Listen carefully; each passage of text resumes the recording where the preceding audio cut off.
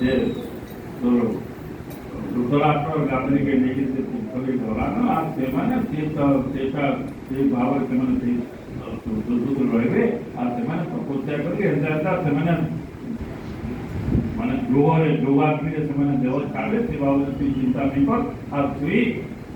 ଅନାଥ ପ୍ରଜା ଏବେ ପାଳ ଯେଉଁ ମାନେ ଭୀଷ୍ମଙ୍କର ବାକ୍ୟଟା ଅନୁସାରେ ଇଏ ଯଜ୍ଞ ଅଛି ମାନେ ଭଗବାନଙ୍କର ପୂଜା ପାଳନ କର ତେଣୁ ଧର୍ମନନ୍ଦନ ତାହା ଶୁଣି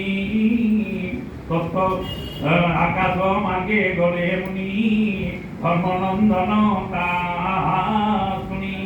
ତତ୍ତ୍ୱବଚନ ହୃଦେ ଧରି ସର୍ବ ସଂଶୟ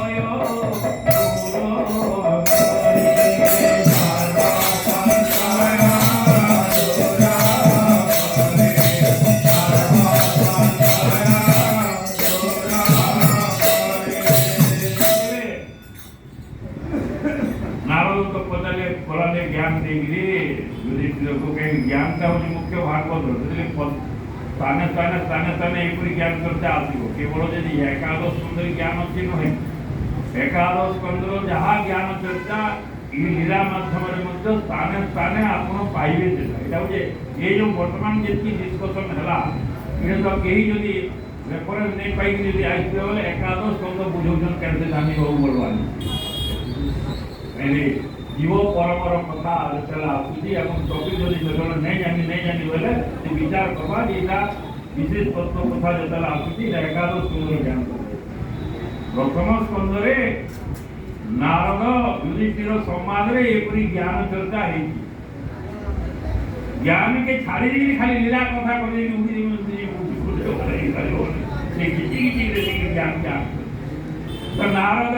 वाक्य अनुसार युधिष्ठिर को कहीकि थे गले गोटे थर गला ज्ञान कथा चर्चा गला संसार नग्न चित्र चित्र सत्यता दे संसार सत्य काना और संसार मिथ्या या पर नारद बोलाले नारद बोले युधिष्ठिर हाँ बोले मोर कान खुली कहले घरे शासन कहते अर्जुन भगवान तो उद्धव के वोटे देले इे अर्जुन के भी वोटे देले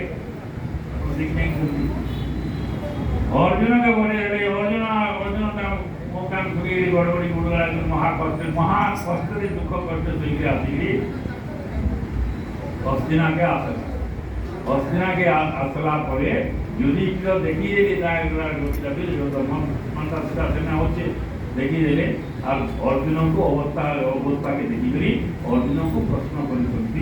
एकाथर व्याकुल बहुत बड़े प्रश्न कर बहुत इम्पोर्टेंट जिन आज तो समय होगा तेणु आम आसंता देखा